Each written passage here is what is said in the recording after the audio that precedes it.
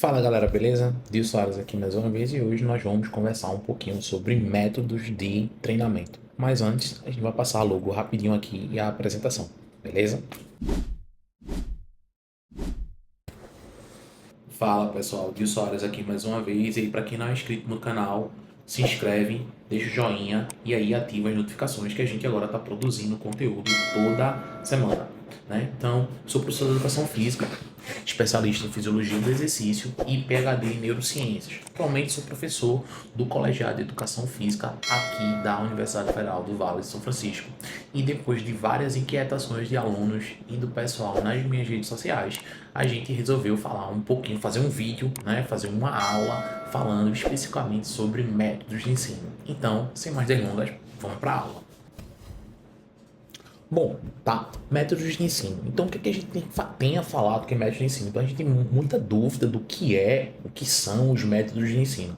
E eles são nada mais, nada menos do que a forma de organizar e executar a relação entre intensidade e volume. E aí, da forma que a gente vai organizar esse estímulo e pausa, a gente vai conseguir sobrecarregar ou não o nosso sistema orgânico. Né? Então, essa relação de intensidade e duração da aplicação dessa intensidade vai nos ofertar um estresse. E esse estresse vai gerar adaptações, vai gerar respostas agudas que em longo prazo podem nos gerar as nossas adaptações, tá? Então, esses métodos, eles apresentam uma íntima relação com o objetivo físico que a gente pretende desenvolver.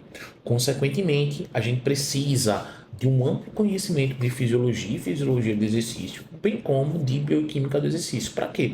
Para que a gente possa escolher e que a gente possa gerenciar essas aplicações de estímulo e resposta. E a gente vai conversar um pouco sobre esses métodos e como eles utilizam esses mecanismos, tá? Então, vamos lá. Então, primeiro a gente vai ter que pensar quais são as capacidades que podem ser desenvolvidas. Flexibilidade, força, resistência, potência, né? Quais valências físicas, quais capacidades eu preciso desenvolver. Como elas seriam desenvolvidas, né? Para que eu entenda isso, eu preciso saber das questões fisiológicas da solicitação delas ou não. E aí, finalmente, qual protocolo? Que aí seria justamente qual método que eu iria utilizar. Qual intensidade, qual volume, quantas vezes na semana, como eu faria a progressão e assim sucessivamente. Ah, uma coisa que eu esqueci de falar, tá? Todo esse conteúdo vai estar disponível aqui no livro Atualizações de Ciências do Esporte e do Exercício, onde eu fui autor de um capítulo que fala só sobre métodos de treinamento. Então, se está na dúvida, essa aula vai dar um norte inicial, mas aí você consegue pegar todas as informações mais técnicas lá no capítulo desse livro. Qualquer coisa, deixa um comentário aqui solicitando, eu mando o link do livro, é totalmente gratuito, tá bom, pessoal? Então, né, quando a gente vai prescrever o treino, a gente vai ter essa relação intensidade e volume. Toda vez que a intensidade aumenta, o volume diminui. Toda vez que o volume aumenta, a intensidade diminui. Ou seja, eles exercem essa relação de balança. E eu preciso ficar ponderando os mesmos em relação a o quanto eu vou jogar de um em relação ao outro. Dessa relação, eu consigo classificar, eu consigo estereotipar alguns métodos de ensino, tá? Esses métodos de ensino eles são divididos em dois grandes grupos: os métodos contínuos e os métodos fracionados, tá? O que seria cada um desses? Os métodos contínuos são aqueles métodos onde o exercício é realizado por um espaço de tempo prolongado, tá? E aí ele é normalmente aplicado em exercícios categorizados como exercícios automáticos. São os exercícios monoestruturais. Bicicleta, corrida, os ergômetros em geral, ou exercícios como saltar corda, né? São exercícios que são realizados de característica mais automática e você consegue ter um padrão cíclico na realização desse movimento. Já os métodos fracionados, eles são subdivididos em repetitivos ou intervalados. mas normalmente a gente acaba tratando os métodos intervalados como todos aqueles métodos em que a gente tem um estímulo e a gente vai precisar de uma pausa, porque esse estímulo, a intensidade aplicada desse estímulo, ela é alta demais e eu não consigo sustentar essa intensidade por um espaço de tempo muito longo. Portanto, eu vou precisar de uma pausa, tá? Nos métodos contínuos não existe muito segredo em relação à aplicação, tá? Como os métodos eles precisam ser realizados, né? A contração precisa ser realizada por um espaço de tempo relativamente prolongado. Normalmente, quando a gente utiliza os métodos de treinamento contínuos, nós vamos utilizar intensidades em que os indivíduos fiquem no que nós chamamos de fase estável de oxigênio, tá? Então isso normalmente é um exercício considerado de leve a moderado. E aí nesse padrão de intensidade que vai de 70 até 90% da frequência cardíaca máxima, ou de 10 até 14 na percepção subjetiva de esforço, a gente consegue sustentar essas contrações musculares por um espaço de tempo prolongado, tá?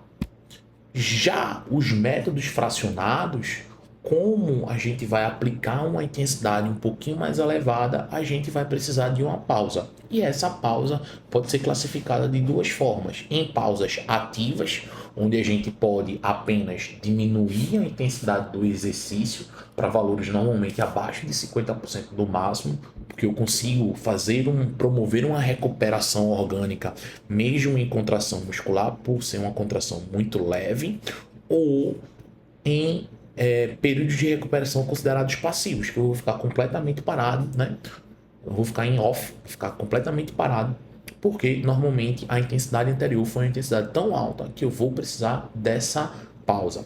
E aí, no treinamento intervalado, a gente vai ter uma relação direta da utilização dos substratos energéticos. Então, os métodos fracionados, eles dividem-se em repetitivo ou os métodos intervalados propriamente dito. E a gente vai falar isso, e o que caracteriza predominantemente eles é as pausas, são as pausas, tá? Então, o que a gente vai fazer aqui? Nesses métodos fracionados, que são todas as formas de intervenção, onde a gente tem um período de estímulo seguido por um período de pausa, a gente tem os métodos intervalados, a gente tem os métodos repetitivos, a gente tem dentro da modalidade de treinamento de força, dentro da musculação, métodos específicos ou sistemas específicos para o treinamento de força. Todos são de característica fracionada, mas tem algumas características particulares. E a gente também tem os métodos específicos para melhoria do alongamento. Mas todos eles estão enquadrados dentro das categorias fracionadas, tá? E aí a gente vai falar na aula de hoje basicamente dos métodos intervalados e dos métodos repetitivos. E a gente vai começar pelos métodos repetitivos, porque ele tem menos subdivisões, tá? Então, o método repetitivo, para a gente começar, é um método em que as pausas elas são grandes o suficiente para que eu possa recuperar completamente meu estado energético, né? Meu estado de alerta e meu estado energético. Então, por exemplo, eu vou fazer um estímulo e eu vou promover pausas que são grandes o suficiente e permitam que eu volte para estaca zero, vamos dizer assim, para que eu volte para condições ótimas para que eu possa realizar novamente o movimento.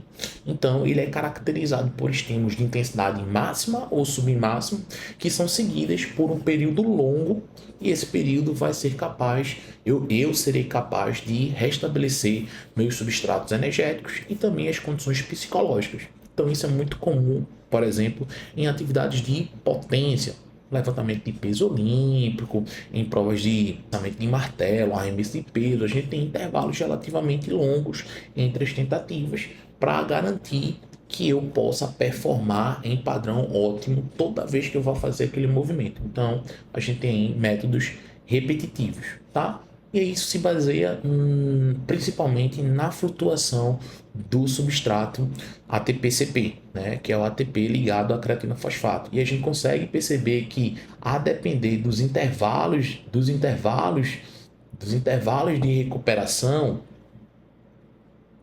eu tenho um decaimento após o exercício e, em média, após 2, 3 exercícios, os meus estoques energéticos têm uma tendência a recuperar.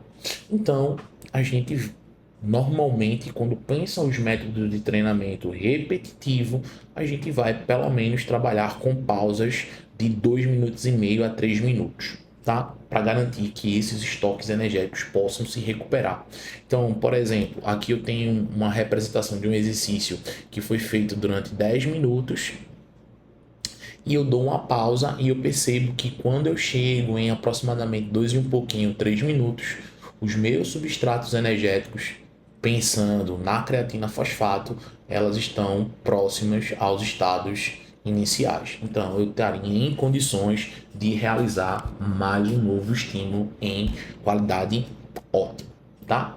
Já os métodos fracionados, que são considerados intervalados, a gente não vai ter um tempo para recuperação total do substrato energético. Então a gente vai ter uma recuperação e essa recuperação é considerada uma recuperação incompleta.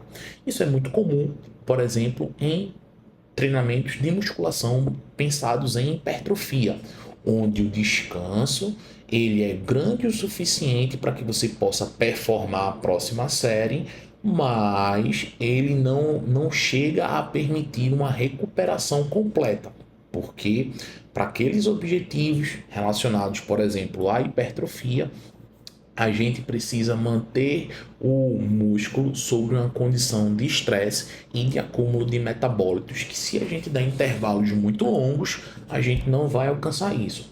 Contudo, se eu der intervalos muito curtos, eu não vou gerar uma resposta estressora grande o suficiente no músculo, porque eu não vou ter condições de realizar uma nova série, uma nova quantidade de repetições. Tá? Então, alguns autores acabam caracterizando esse método como um método onde nós utilizamos uma pausa vantajosa, ou seja, a gente vai ter um terço total do que seria o necessário para eu recuperar completamente. Então, por exemplo, se eu precisasse de 3 minutos para me recuperar completamente, eu utilizaria 1 minuto de pausa nesses exercícios, e isso seria o suficiente para que eu pudesse me recuperar, mas não pudesse recuperar completamente, tá? Então, uma vez entendido basicamente a ideia dos métodos fracionados, onde a gente pode ter pausas grandes o suficiente para a recuperação completa do sistema, ou pausas que permitam a recuperação, mas que eu não me recupere de forma completa, a gente tem como se fossem subtipos desses métodos dentro das inúmeras possibilidades do treinamento esportivo. Então, independente se eu vou utilizar um treinamento intervalado, um treinamento repetitivo, um treinamento intervalado extensivo, intervalado intensivo, a organização do treinamento fracionado, né, esse treinamento onde a gente vai ter estímulos seguidos de pausas, ele tem 2 norteadores, intensidade e duração, onde eu vou realizar um estímulo em determinada intensidade e esse estímulo ele vai ser sustentado por um intervalo X de tempo. Após isso, eu vou ter uma diminuição da intensidade e eu vou ter uma recuperação. Essa recuperação ela pode ser passiva, sem fazer nada, ou ela pode ser uma recuperação ativa, onde eu vou estar, por exemplo, fazendo o mesmo padrão de exercício de uma intensidade muito mais baixa, ou a depender da metodologia de treinamento ou da modalidade esportiva, a gente até pode fazer outro tipo de exercício para agrupamentos musculares diferentes, tá? E isso a gente vai chamar de repetição. Então, toda a relação entre estímulo e pausa constitui uma repetição. E a depender da quantidade de vezes que eu quero submeter o meu aluno àquele estímulo, eu vou ter várias repetições, tá?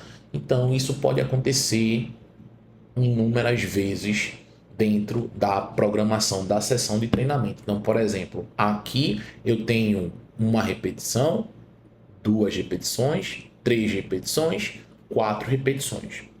E o conjunto de repetições vai determinar uma série, tá? Então, se for fazer uma série com 4 repetições, eu vou ter um estímulo e uma pausa, um estímulo e uma pausa, mais um estímulo e uma pausa, e depois mais um estímulo e mais uma pausa. Ou seja, eu vou ter 8 momentos distintos daquela minha série de treinamento. E a depender de quanto tempo eu queira que o indivíduo faça o exercício, eu posso ter ainda várias séries. Então, além dessas variáveis, a gente tem o número de séries, tá? Então, Boucher tem um artigo, vou inclusive deixar aqui, ele categoriza aqui a organização do treinamento intervalado de alta intensidade, o HIIT especificamente, tem 9 características que podem ser controladas, tá? Aqui eu faço uma adaptação e coloco apenas 5, para deixar um pouquinho mais fácil para utilização, tá bom? Então eu tenho o meu estímulo, a minha recuperação, ou seja, a minha repetição, eu tenho um número, quantas repetições eu vou fazer em uma série e quantas séries eu vou realizar esse exercício, tá? Outra coisa que deve ser considerada é o intervalo entre as séries, que ela normalmente é diferente do intervalo entre as recuperações. A gente vai comentar disso um pouquinho mais para frente. Bom, então, professor, Diógenes, e aí, como é que eu posso saber, como é que eu vou saber quantas séries, quanto tempo ele vai ficar em determinada intensidade?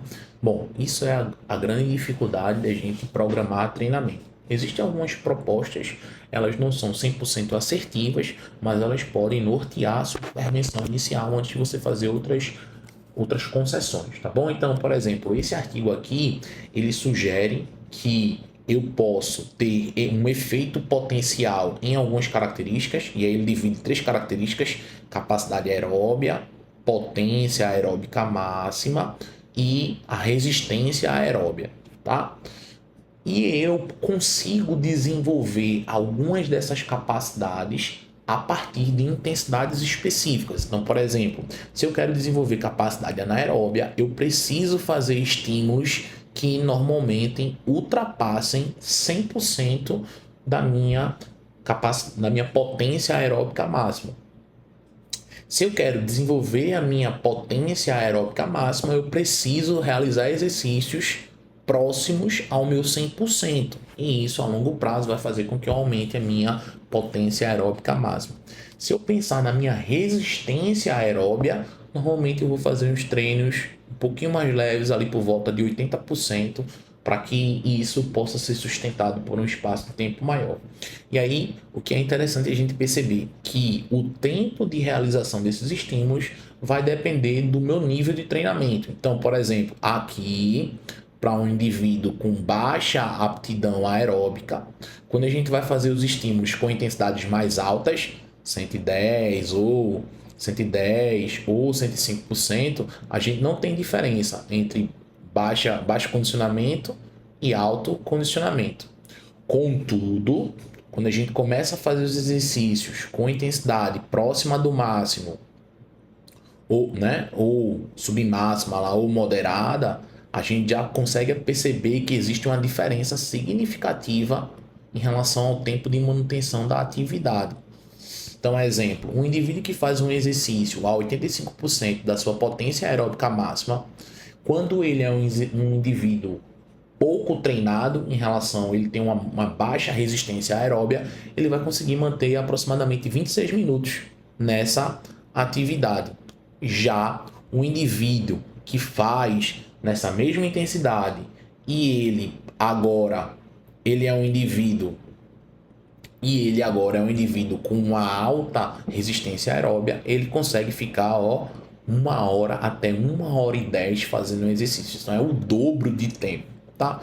Então o nível de treinabilidade da pessoa, né, do aluno, vai influenciar, né, consequentemente, o quanto de tempo ele vai ficar fazendo naquele estímulo, né? Mas aí, se você olhar aqui, 85%, 80%, a gente pode utilizar, a depender de baixo nível de condicionamento, provavelmente a gente pode fazer um treinamento intervalado. Se o cara tem um alto nível de condicionamento, a gente precisaria de intensidades mais altas para que ele fosse fazer um treinamento intervalado, tá? E aí, nesse mesmo artigo, analisando isso, ele consegue estimar, ele consegue propor um quantitativo de repetições dentro de uma sessão de treinamento. Então, uma vez escolhida a intensidade a ser trabalhada, por exemplo, 110%, quando eu faço um programa de treinamento com 110% e eu submeto o meu indivíduo a aproximadamente 1 minuto e 15 segundos nessa intensidade, eu vou fazer o cruzamento em relação à quantidade de repetições que ele vai realizar. Então, imaginemos que ele vai fazer um trabalho a 110% e ele vai fazer aproximadamente 15 repetições. A gente vem no chart, faz o cruzamento, né? 110% para 15 repetições seria um trabalho de quantidade, tá? E aí 15 repetições. Como essas 15 repetições serão distribuídas? Trabalhos de 14 a 24 repetições, eles vão ser realizados em 3 séries. Essas séries vão ter intervalo de recuperação de 2 minutos e entre elas 5 minutos. Então, como seria, por exemplo, um treino baseado nisso aqui? Eu teria 3 séries de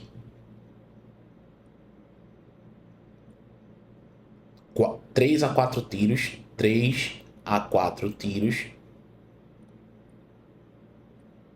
Entre cada tiro, um descanso de 2 minutos. E após a realização dessas 3 a 4 repetições, eu teria outra pausa, que seria uma pausa de 5 minutos. Então, meu indivíduo ia fazer 3 estímulos, né? Na verdade, 3 a 4 estímulos, com pausas de 2 minutos. Após fazer essas 4 repetições, eu daria uma pausa de 5 minutos. E aí ele faria isso novamente. Juntando a quantidade de repetições, né, em cada série, 3 vezes 4, 12. Ele faria aproximadamente 12 repetições, mas eu quero 14, então eu tentaria fazer 4 a 5 estímulos por série, que aí daria 15 repetições, tá? E isso é uma proposição. Lógico que alguns alunos vão conseguir receber essa carga de treinamento, outros não, e isso precisa ser considerado na hora da organização, tá? Analisando ainda agora, quando a gente vai para uma categoria mais específica dos métodos de treinamento, a gente tem o que começou a ser popularizado como um treinamento HIIT, tá? Então, tem se classificado o HIIT simplesmente como um modelo de treinamento intervalado, mas na verdade o HIIT é um modelo de treinamento intervalado intensivo. E dentro do HIIT a gente tem subdivisões, que são o HIIT de estímulos curtos, o HIIT de estímulos longos, o HIIT de repetições repetitivas e a gente tem o HIIT de sprints intervalados, tá?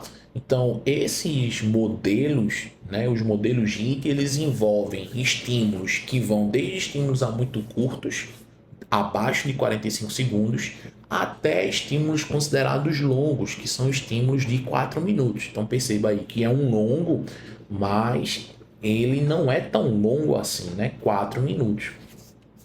E aí, justamente, a gente não consegue performar isso numa intensidade, precisa performar isso numa intensidade considerada alta. Tá? Então, o artigo de Boucher que eu falei são esses dois, são 2 artigos para tentar explicar como existe o processo de escolha e organização do treinamento intervalado de alta intensidade, tá bom? A gente vai pontuar aqui rapidinho essa relação, a gente já comentou, mas aí agora a gente tem a proposição de quais fatores estão associados à intensidade. Então a gente tem velocidade associada ao VO2 máximo, vou explicar o que é isso, velocidade anaeróbia de reserva, velocidade em teste intermitente e o all-out, que é normalmente o mais aplicado por ser o mais fácil. O all-out a gente vai no máximo. A gente tem ainda para as modalidades esportivas o que nós chamamos de trabalho em jogos reduzidos, tá? Mas a gente vai pontuar rapidamente algumas dessas. Então, o que seria a velocidade associada à capacidade máxima? Então, a velocidade associada à capacidade máxima ela é descoberta num teste progressivo de característica de escada, onde a gente vai submeter o indivíduo a uma intensidade de esforço, né, normalmente associada a uma velocidade, seja de corrida, seja de pedalada, seja de remo, seja de natação, por um espaço de tempo. E após isso a gente vai aumentar a intensidade do exercício. E a gente vai fazer isso continuamente até que o indivíduo não consiga mais performar. E aí a gente vai, né, pegar os valores de frequência cardíaca, percepção subjetiva de esforço, se a gente tiver, a gente pode ver o lactato, e a gente vai considerar o último estágio completado. E aí quando a gente considera pega o último estágio completado, a gente vai considerar que esse estágio é o associado à velocidade máxima de captação de oxigênio, tá? Então, exemplo, esse indivíduo aqui, ele foi até 11 quilômetros por hora. Ele passou para 11,5, 12, 12,5, 13, 13,5, 14, e aí, por exemplo, ele não conseguiu terminar em 14,5, ele conseguiu apenas 13,5. Quando ele tentou 14, ele falhou. Então, a gente iria considerar a velocidade de 13,5, tá? Aqui é um exemplo. Mas o que acontece?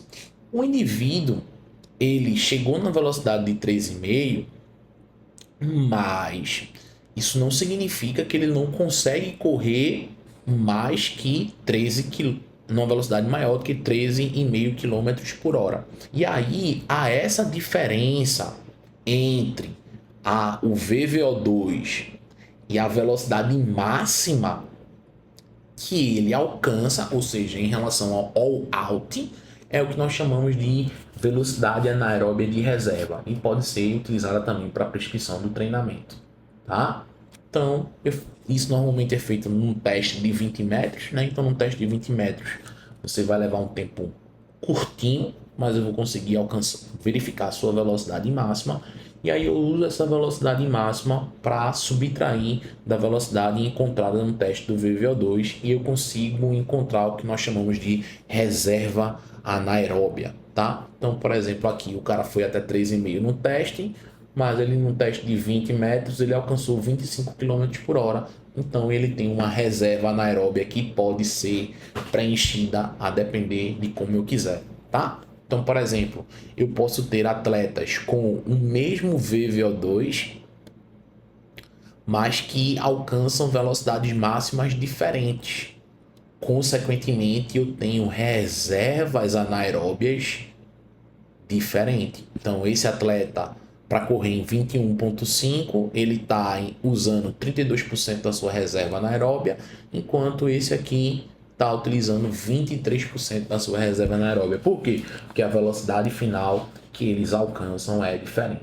Bom, a gente pode ter a velocidade em teste intermitente, isso é muito utilizado para esportes de característica indoor, né, como handebol, basquete, mas o pessoal do futebol também tem utilizado muito, porque o jogo ele é constituído por constantes estímulos seguidos de pausas que não são necessariamente pausas passivas, não é a recuperação passiva, porque o cara precisa continuar ativo no jogo, né? O mais comum é o teste lá onde a gente vai ter 3 zonas, o cara tem que percorrer essas zonas e vai ter zonas que ele vai fazer isso de forma mais devagar e a gente vai diminuindo o tempo para que ele possa fazer essas distâncias. A gente pode também encontrar.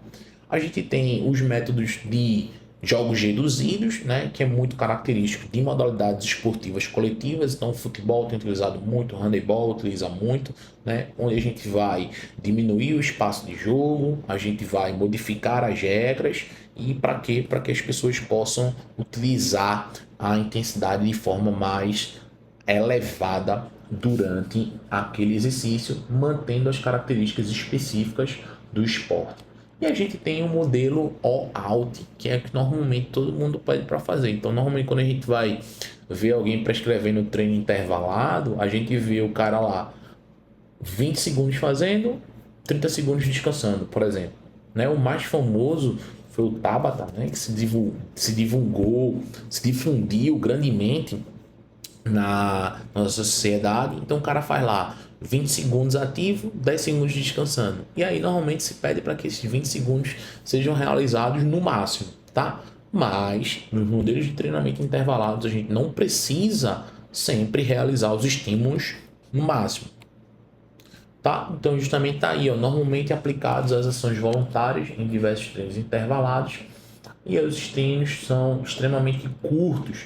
Para o treinamento HIIT, a gente tem dois modelos daqueles quatro, onde a gente utiliza o all-out, são os RSTs e os CITs, bom?